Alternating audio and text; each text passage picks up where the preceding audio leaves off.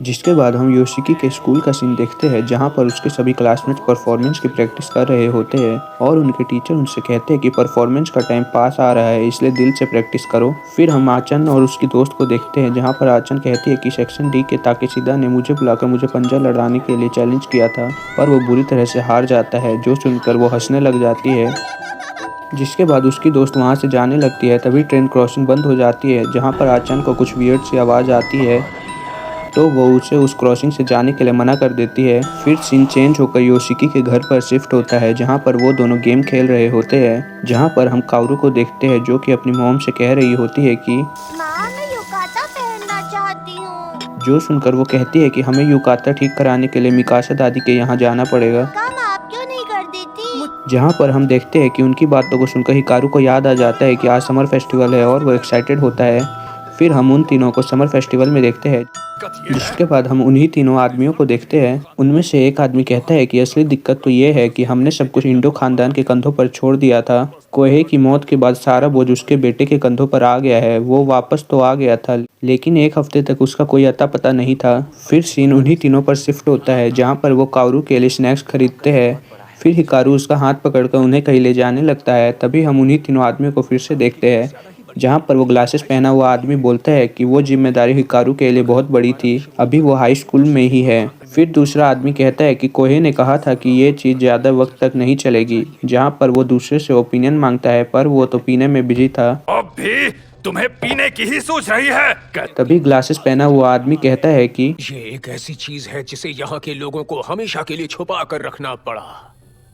अगर सब कुछ ऐसे ही चलता रहा तो पूरा गांव बहुत बड़ी मुसीबत में फंस जाएगा। तभी वो सब सोचते हैं कि क्या हम सच में टनाका पर भरोसा कर सकते हैं। फिर टनाका वहां आकर कहता है कि यकीन नहीं हो रहा है कि ये पिछले 300 सालों से ऐसे ही चला आ रहा है। जहां पर वो ग्लासेस वाला आदमी कहता है कि ये बाहर वालों के लिए अजीब हो सकता है, पर हमारे लिए बहुत जरूरी चीज है। तभी टनाका एक स्टोन जैसी चीज को टेबल पर रख देता है, जो देखकर सब शॉक हो जाते हैं। ये एक शक्तिशाली रक्षा कवच है। माना जाता है कि इंडो फैमिली के मर्द इसी का यूज करके वहां तक पहुंचे थे ताकि वो वहां पूजा कर सके।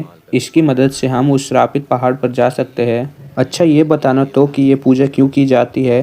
पहाड़ के देवता के लिए होती है। तुम कुछ ज़्यादा ही बिजी चल रहे हो। पहले एक देवता के लिए पूजा और अब लोगों के लिए एक फेस्टिवल। जहाँ पर वो कहता है कि ये एक छोटा सा गांव है, इसके लिए ऐसे आयोजन जरूरी होते हैं। ये गांव को एकजुट रखने में हमारी मदद करता है। फिर टनाका कहता है कि ये फेस्टिवल भी पहाड़ के देवता के लिए ही होता है ना। ये कुबिताची गाँव असल में किबुगयामा शहर का हिस्सा है और इससे आसपास कुछ छोटे मोटे गाँव भी बसे हुए हैं। जहाँ पर उनमें से एक आदमी उससे पूछता है कि आखिर तुम कहना क्या चाहते हो? मुझे ये बहुत अजीब लगता है। ये चर्च या फिर ये पूरा गांव आखिर किसकी पूजा कर रहा है? जहाँ पर वो ग्लासेस वाला आदमी कहता है कि उस पहाड़ वाली चीज का इस गांव से कोई लेना देना नहीं है। फिर हम हिकारू को देखते हैं जो कि योशिकी के पीछे चल रहा होता है। तभी वो किसी इनविजिबल बैरियर से टकरा जाता है, जिससे वो टूट जाता है और जिसका पता टनाका को तुरंत लग जाता है। जो देखकर योशिकी उससे पूछता है कि क्या हुआ, और दूसरी साइड टनाका अपने हैमस्टर को लेकर वहीं पर जाने लगता है। फिर हम हिकारू को देखते हैं जो कहता है कि सॉरी, मुझे बाथरूम जाना है, तो मेरे लिए भी एक गोला ले आना।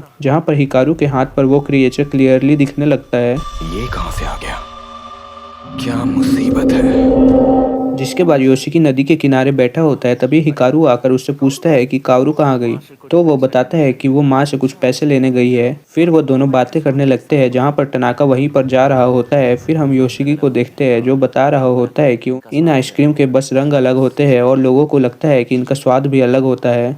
मेरे बारे में क्या कहोगे? माना मैं उसके जैसे दिखता हूँ, लेकिन क्या मैं तुम्हें वही लगता हूँ?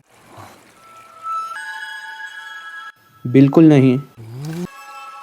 जहाँ पर योशिकी बोलता है कि तुम काफी खुश लग रहे हो। फिर टनाका उसी जगह पर पहुंच जाता है जहाँ पर हिकारू उस बैरियर से टकराया था। फिर हिकारू उससे पूछता है कि तुम्हें कैसे पता चला था कि हिकारू मर गया है? मुझे पता चल गया था क्योंकि मैंने हिकारू की लाश देखी थी। जहाँ पर हम उसकी मेमोरी देखते हैं जहाँ पर वो हिकारू के गुम होने के बाद उसे ढूंढने के लिए जाता है और वो वहाँ पर हिकारू की लाश देखता है।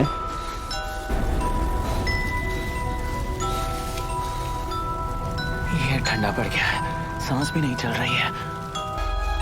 फिर योशिकी घर वापस आ जाता है और वो बताता है कि मैं उसके बाद कुछ दिनों तक बेहोश रहा। जब मुझे होश आया तब तुम लौट आए थे। जो सुनकर हिकारू कहता है कि मेरे ख्याल से मैं तब तक ऐसा बन चुका था, पर ऐसा लगता है कि उसे ठीक होने में कुछ ज़्यादा ही दिन लग गए थे। मतलब तुम 6 महीने तक ये सब झेलते रहे। फिर हम उसके बचपन की मेमोरीज को देखते हैं जहाँ पर योशिकी कहता है कि मैं शहर जाना चाहता हूँ, मेरे परिवार के मामलों में ये गाँव वाले अपनी ना घुसाते रहते हैं। जो सुनकर हिकारू उससे पूछता है कि क्या तुम्हारे मॉम डैड का फिर से झगड़ा हुआ है क्या? वो तो लड़ते ही रहते हैं, इसमें कोई नई बात नहीं है, पर यासुबुरो की दादी उस पर जो ताने मारती है वो मैं नहीं सह सकता। तो सुनो, आज तुम मेरे घर पर रुक जाओ और तुम्हें जब भी शहर जाने का मन करे तुम मेरे घर पर आ जाना। फिर वो दोनों हंसी मजाक करने लगते हैं, जिसके बाद हम प्रेजेंट में देखते हैं जहाँ पर योशिकी ये सब सोचकर रोने लगता है। जो देखकर हिकारू को कुछ समझ नहीं आता कि वो क्या करे, तो वो कहता है कि मैं थोड़ा टहल के आता हूँ, पर योशिकी उसे रोक देता है। जहाँ पर हिकारू उससे कहता है कि मैं उसे तो वापस नहीं ला सकता, पर मैं तुम्हें कभी भी अकेला छोड़कर नहीं जाऊंगा। तुम जो कहोगे मैं वही करूंगा। जिसके बाद हम उन्हीं लोगों को देखते हैं। उनमें से एक आदमी टनाका से कहता है कि तुम इस घेरे को फिर से बना दो, तुमने देखा ना इसने उसे कैसे रोक लिया। जहाँ पर टनाका कहता है कि मैंने पहले ही इस घेरे को बनाने के लिए अपने एक पार्ट का सेक्रीफाइस कर दिया है। जो सुनकर वो शौक हो जाते हैं। जहाँ पर वो कहता है कि मेरे पास कोई आध्यात्मिक शक्ति तो है नहीं, तो मुझे इसे ऐसे ही करना पड़ता है। अगर वो कोई आम अशुद्धि होती तो ठीक था, लेकिन ये कैसे हो सकता है कि इतनी बड़ी चीज लोगों के बीच से गुजर जाए और किसी को कुछ पता ना चले। जिसके बाद हम एक ट्रेन क्रॉसिंग का सीन देखते हैं।